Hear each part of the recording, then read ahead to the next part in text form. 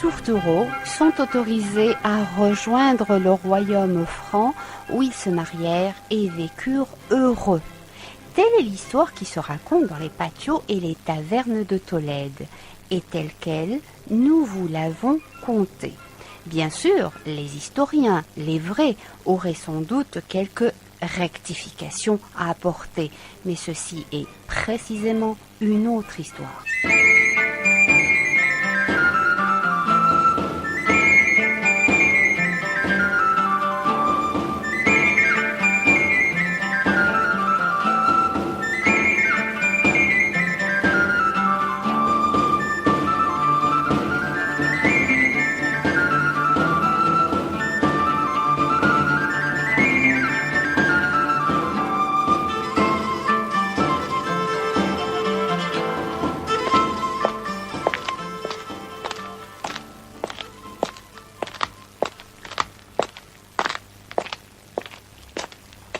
Aujourd'hui, nous faisons un crochet par Paris pour y rencontrer le professeur Adeline Rucois.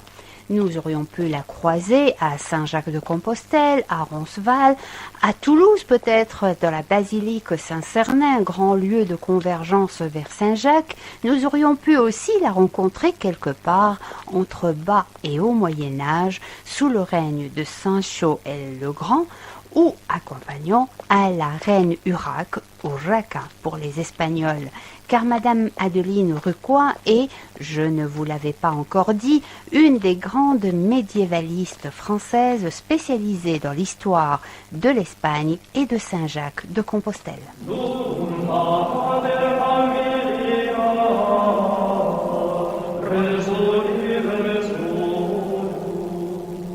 Notre idée première était d'aborder avec le professeur Rucois le rôle du chemin de Saint-Jacques dans l'émergence d'une certaine idée d'Europe. Dans notre ingénuité, nous nous étions gavés de récits et de précis historiques. Mais voilà, suivez bien les propos du professeur Rucois. Elle nous reprend sur bien des points, car il y a loin de l'histoire donnée pour bonne dans les brochures qui datent déjà et celle que révèlent les études historiques récentes. Nous avons commencé l'entretien par une mise au point lexicale. Nous avons voulu savoir quels termes étaient les plus corrects. Jacquaire, jacobère, compostellane, jacobéen. Alors, ni jacquaire ni jacobéen n'existent en français de toute façon. Mais le terme jacquaire, l'adjectif jacquaire, est de plus en plus utilisé pour parler du pèlerinage et de tout ce qui a rapport au pèlerinage. Compostellan un petit peu moins parce que Compostelle, c'est plus précisément la ville où se trouve le sanctuaire de Saint-Jacques. Oui. Donc on parle plutôt du phénomène jacquaire, du pèlerinage jacquaire, mais on parlera d'études compostellanes par exemple. D'accord. Alors, c'était pour justement essayer d'y voir plus clair et d'essayer d'employer les termes corrects, pour commencer à parler de cela. Alors, professeur, lorsqu'on essaye d'expliquer comment commence toute cette aventure, tout ce fait jacquaire, on commence par la découverte que fait un ermite, l'ermite Pelayo, qui trouve une tombe avec des restes et ensuite un évêque, l'évêque de ce qui est actuellement Padrone, conclut qu'il s'agit de Saint-Jacques. Donc, est-ce que au départ, quand cette découverte est faite, quand l'évêque en question proclame qu'il s'agit de Saint-Jacques, comment le reste de l'Europe ou le reste même de l'Espagne reçoit cette nouvelle?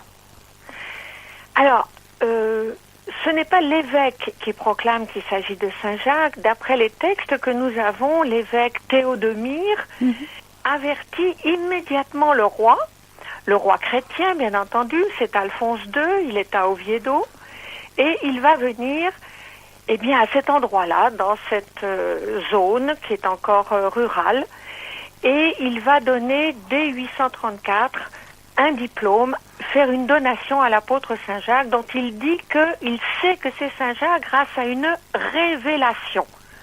On est donc dans le domaine de la foi.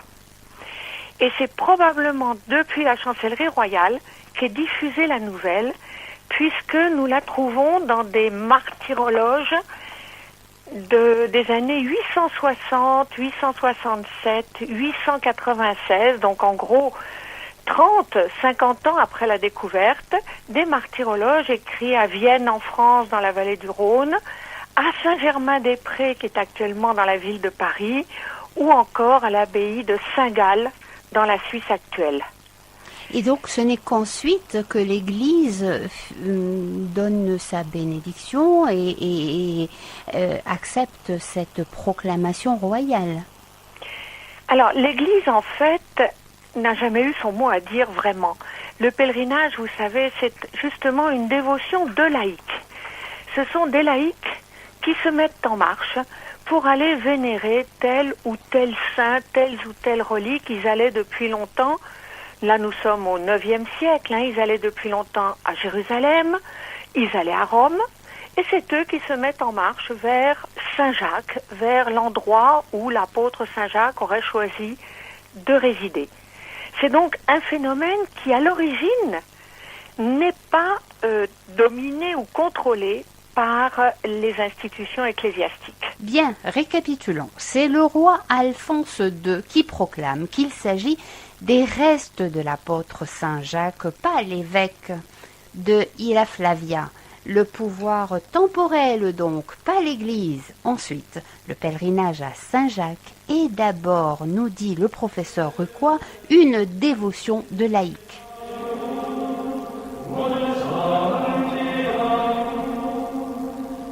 Une dévotion de laïcs donc que l'Église entérine peu à peu. Mais la célérité avec laquelle le pouvoir royal diffuse la nouvelle et le contexte dans lequel se trouvent les royaumes du nord de l'Espagne en raison de l'expansion musulmane n'amènent-ils pas à penser à un fort contenu politique? Oh, les deux sont intimement mêlés, mais il est certain, je pense que effectivement, il y a des raisons politiques pour que ce pèlerinage ait été diffusé si rapidement.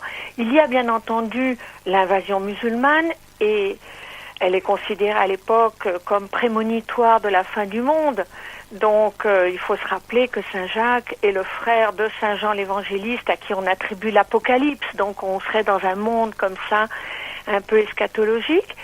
Mais il y a aussi le fait que depuis longtemps, l'Espagne revendique une certaine autonomie, pour ne pas dire autarcie religieuse, sous la direction à l'origine des métropolitains de Tolède, et que ça ne plaît pas énormément à la fois à l'évêque de Rome, au pape, et aux successeurs à l'époque de l'empereur Charlemagne. Donc c'est aussi découvrir sur le sol d'Espagne le corps d'un apôtre aussi important que Saint Jacques. C'est aussi politiquement important pour revendiquer justement cette indépendance de l'Espagne vis-à-vis d'autres centres ou d'autres sièges politiques. La création des chemins de Saint-Jacques a-t-elle à voir aussi avec les politiques de repeuplement? Il est évident que l'Espagne, dans son entreprise de récupération du territoire, puisqu'au Moyen-Âge on n'utilise jamais le mot reconquête, qui est très moderne, a besoin de bras. L'Espagne a toujours eu beaucoup de moutons et pas assez d'hommes. Donc, en grande partie, la création du chemin de Saint-Jacques, c'est-à-dire faire passer les pèlerins non pas par voie maritime, mais en leur faisant traverser les Pyrénées et puis suivre un chemin terrestre, le long de villes qui ont reçu des fueros, des tas de privilèges pour ceux qui s'y installaient, c'est évidemment une politique destinée à attirer et à stabiliser une population dans le nord de l'Espagne, population qui va servir justement pour les campagnes militaires quand il le faudra. Revenons aux moines, à leur rôle dans la diffusion du pèlerinage. Individuellement, vous voyez les premiers qui écrivent dans leur martyrologe, c'est-à-dire la vie des saints, des apôtres, des martyrs, que Saint Jacques est bien enterré en Galice, ce sont des moines. que ce soit à Saint-Germain-des-Prés ou ailleurs. Mais dans l'ensemble, le sanctuaire a vite été à Saint-Jacques-de-Compostelle pris en main, si l'on peut dire, par un évêque, c'est-à-dire par l'église séculière. Et là, l'église régulière, les moines n'interviennent pas beaucoup. On a énormément parlé du rôle de Cluny. On est en train de revenir largement sur ces idées-là. Cluny n'avait pas d'intérêt particulier dans le sanctuaire de Saint-Jacques-de-Compostelle. Saint-Jacques-de-Compostelle n'avait pas d'intérêt particulier non plus dans ce qu'est Cluny et son ordre. Donc ce sont deux institutions qui se respectent. Et au contraire, en France, on verra au XIIIe siècle de nombreux prédicateurs, ici à Paris, cela a été étudié, qui essayent d'empêcher leurs ouailles de partir à Compostelle, en leur disant que le diable a été 1000 fois à Compostelle. Il y a des sermons assez amusants sur ce thème, car évidemment, un paroissien qui s'en va, on ne peut plus le contrôler, il ne payera plus sa dîme ou son aumône à sa paroisse, et ça, les prêtres essayent de l'éviter. Et voilà encore un mythe qui tombe. Cluny n'aurait pas eu le rôle prépondérant qu'on lui a prêté jusqu'à présent. Et vous avez noté, le diable a été 1000 fois à Compostelle. Cela donne froid au dos. La compétition a dû être forte et les compétiteurs ont eu la dent dure les uns envers les autres. Quand je vous disais qu'il fallait se préparer, se mettre à jour pour le chemin, un chemin qui n'a pas encore livré tous ses secrets, loin de là. La semaine prochaine, nous continuerons à écouter le professeur Adeline Rucois corriger nos idées préconçues et nous aider à dépoussiérer nos connaissances.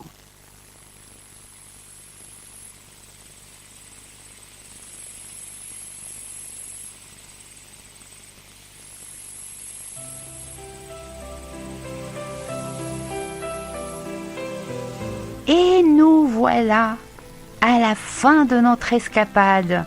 Nous vous en espérons satisfaits et nous vous en promettons d'autres très bientôt. Au revoir. Todo pasa. Y todo queda. Pero lo nuestro es pasar. Pasar haciendo caminos. Caminos sobre el mar. Nunca perseguí la gloria, ni dejar en la memoria de los hombres mi canción. Yo amo los mundos sutiles, ingrávidos y gentiles como pompas de jabón.